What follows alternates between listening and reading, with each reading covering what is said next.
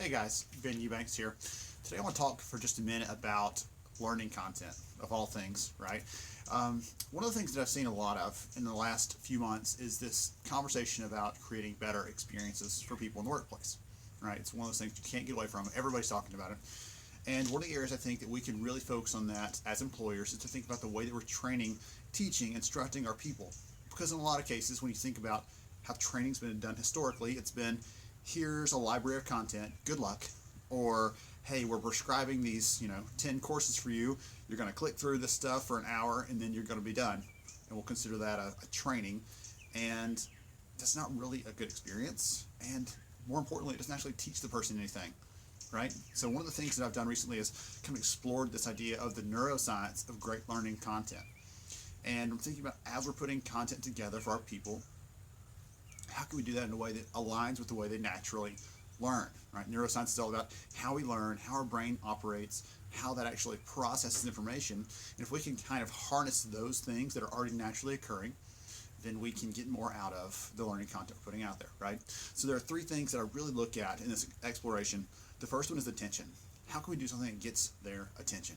If we're getting them to sit through, again, an hour class or 50 slides, clicking through their little SCORM package, how exciting is that? Not very. But if we could tell them a compelling story and get them into the story and get them to think about, how would I make this decision if I was this person and I was faced with this challenge, this struggle, that's a great concept that I've actually applied to ethics training in the past. Instead of just saying, don't do these things or bad stuff happens, I say, you know what, ethics is usually kind of gray. It's not black and white always. So here's a situation. How would you respond? And then we can kind of walk through that together, kind of coach them a little bit, give them some ideas on what might be the right way to go. So think about attention. How can we harness that, get their attention? Because one of the other things that we have to think about is we're not just competing with their work for their attention, we're also competing with other things. If we want them to consume learning content voluntarily, we're competing with things like Netflix. We're competing with things like Facebook that are taking their time away. So think about that when you're thinking about the attention aspect of your content. The second piece is memory. How do we remember things? Why do we remember things? What do we remember and forget other things? So one of the things that kind of focus on this is the forgetting curve. You ever heard of it? Just Google it really quick. You can do a little bit of reading, and chances are you might forget about it, which is kind of ironic. Anyway, so the forgetting curve tells us that the majority of what someone hears, learns about, consumes is forgotten. It's just because our brain doesn't have a reason to connect to it, doesn't have a reason to tie that back into our daily experiences. We probably don't need this to survive, so our brain doesn't put that priority on it to help us remember it. If I see my neighbor get eaten by a saber-toothed tiger, yes, I'm going to remember, hey, don't go down that, don't go in that cave. I'm going to remember that because there's a thing that connects chemically in my brain that says, oh, we've got to understand that. We've got to remember that. But again, the content we're throwing out there, people, chances are they're not going to remember all of it.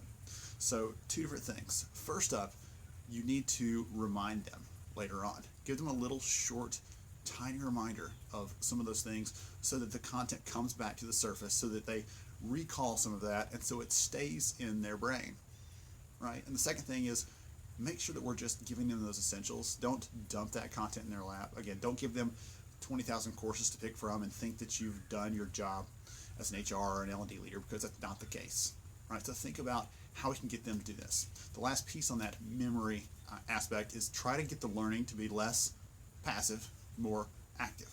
How can we get you into this, thinking, doing this, so that you're actually not just reading and doing this passively? Because learning is not passive in virtually every case. Even when you're getting the lecture and you're learning from someone, I've heard a lot of great speakers over the years. Even when I'm learning from them, I'm actively thinking, how can I tie this back to my work? How can I connect this back in?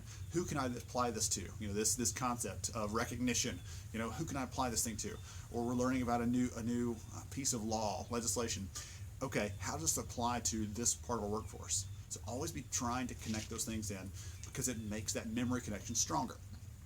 Finally, the last piece is exploration. Humans are natural explorers. We've explored forever. We'll continue to explore as long as there are boundaries to push. And that happens not just macro, but micro as well. Each of us has the chance, the opportunity the drive, that innate drive to learn and grow and develop, even for those people that you think, okay, that person's pretty set in their ways, they're static, they're not going to evolve or change or learn. There's some area of their life where they are probably pushing those boundaries. They're learning about a hobby or something else. They're still challenging that, because we're all made to be exploratory. So to think about your learning content in that way, you know what? Give them some options. Give them some ways to explore things. Give them some ways to collaborate with others around them. Give people some opportunities to learn in a way that they get to drive the agenda a little bit. Don't just prescribe them everything.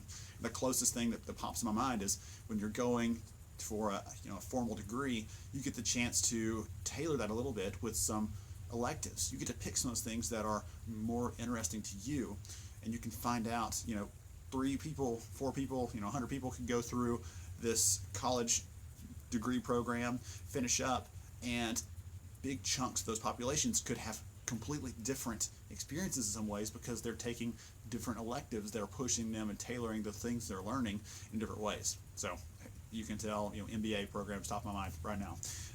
Anyway, so those are just 3 quick things: exploration, memory, and attention, that tie into your learning content. And think about those things as you're putting that together, because it's not 1980, it's not 1990, it's not 2000. You can't just throw that content at them and hope they're going to learn it.